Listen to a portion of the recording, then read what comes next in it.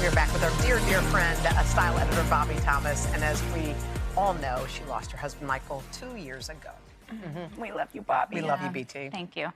If there's one thing I've learned, it's that there's no roadmap to navigating grief. And as I reflected on the big feelings I still carry and acknowledge how much life there is left to live, I decided it was time to sit down with some of those who have made me feel seen and have given me strength. We talked about love, loss, and looking forward. I just think of all those people out there that are still not feeling seen. Yeah. And it's the only reason to do this. It's about all of us and changing the conversation around grief. Grief is something each of us knows well. Kathie Lee Gifford gracefully carried loss after the passing of her husband Frank Gifford in 2015 and has looked to faith to forge a path forward. Little Big Town's Kimberly Schlapman lost her husband Stephen Rhodes to a heart attack in 2005. With time, she grew open to love again and has since married longtime friend Stephen Schlapman. And Lynn Harless, who I first met through her son Justin Timberlake, has been a guiding light and dear friend since we met on an NSYNC tour bus back in the 90s. Lynn's husband Paul has been living with dementia for nearly a decade. It was a text she sent me after my return to the show that first inspired me to gather these women as we grow through grief.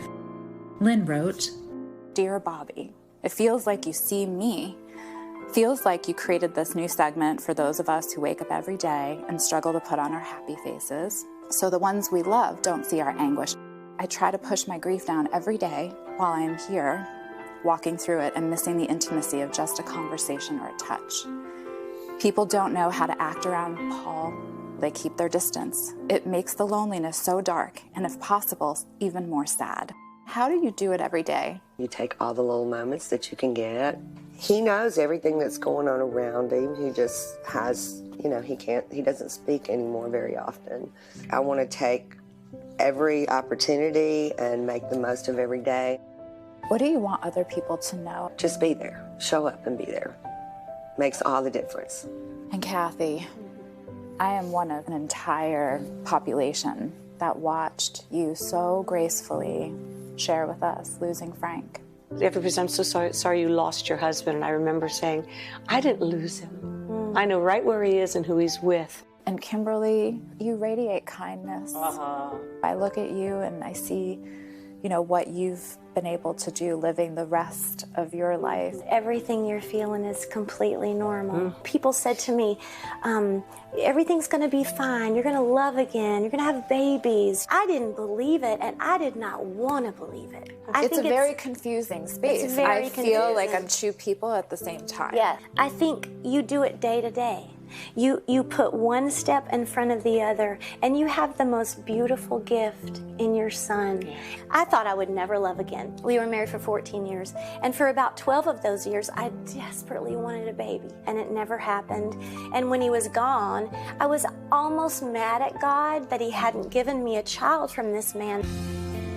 My now Steve, he was our stage manager on a tour. He just pulled me out of the deepest, darkest, blackest hole, and I began to love again. We finally got married, and on our honeymoon, after all those years of trying to have a baby before, we got pregnant. And I know without a shadow of a doubt that my Steve went to God and he said, please give this woman as my gift what she's always wanted. And so my Daisy happened on our honeymoon. This is my first Steve's ring, and it's a ruby, and it was passed down in his family. But this is my Daisy's birthstone, and it's just like those little gifts that God gives us. God winks. God winks. Yes, Kathie Lee Gifford. As I sit here fully restored, I'm never going to forget laying in my closet floor, spent because I was looking at my husband's clothes. And I think that brings purpose to our loss, because then we can come to you and say, you are going to make it. There is love out there. There is life out there. Be kind to yourselves. Don't judge yourself so harshly, because you do that. You're hard on yourself. How do you know you're ready? For me, it was being able to work out my grief and my sorrow creatively. I wrote the movie Then Came You. She's holding her husband's ashes in a candy box, and she says, I love you, Fred, and I always will. But I've got to make new memories, or the old ones are going to kill me. And I'm not ready to die, not yet. And I think that is something we can be proactive about. You'll know when you're ready just to get out of the house and go to with friends someplace. And then more and more, you know, you start to meet people. Don't lock yourself away. Open yourself to the possibility of it. I went out on a couple of dates that were just disasters. I hadn't been on a date in 33 years. But Brett James and I wrote a song for the movie. He goes, you don't find love, love finds you in the midst of a moment, right out of the blue. Totally snuck up on me out of the blue. I never expected it. I never believed it could happen. And then it did. My in-laws, they're incredible. Really? And they've so selflessly said, especially his dad, he's like, you know, whatever comes, we're here. How do you even think about bringing someone new in and love? And so, hey. You'll know. They're not going to come knock on your door. They're not knocking on my door. Yes, they are. You're lined up. I don't know. He's impossible to replace. I know. You're not replacing him. He cannot be replaced. Nope. Yeah. Nope. You know, And the person, if he comes along, will understand that more than anyone. He won't try. Absolutely. And that, if it's the right man, that will be his key. philosophy. Yeah, that's a sign. Yes. I already see the board here. Like, why do they have to address these things? But he's gonna have to come through us. Michael lives on in Miles. It's not over. And you're not moving on. You're moving forward. Yep. You're not leaving anything behind. You're taking it all with you. Keep all the gorgeous memories. Just make new ones. Yes.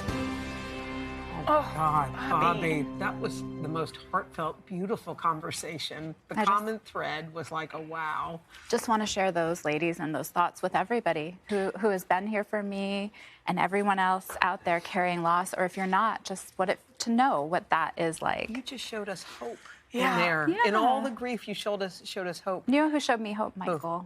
Michael, because you really understand that being loved is greater than anything. And Michael's love showed me that a great love can change your life.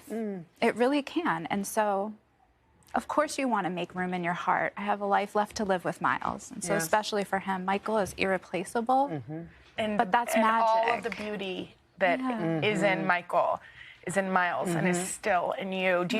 Have you started thinking if you'll ever be ready to open your heart again? I mean, these women were giving you such beautiful advice. And I think, like what I just said, that experience with Michael has probably given me the most hope to make room in my heart for what's next, especially for Miles. We have so much life left to live, and this is just part of our story. And the love that you, I hope, feel from everybody, from those women, from us, from your beautiful son. Yes.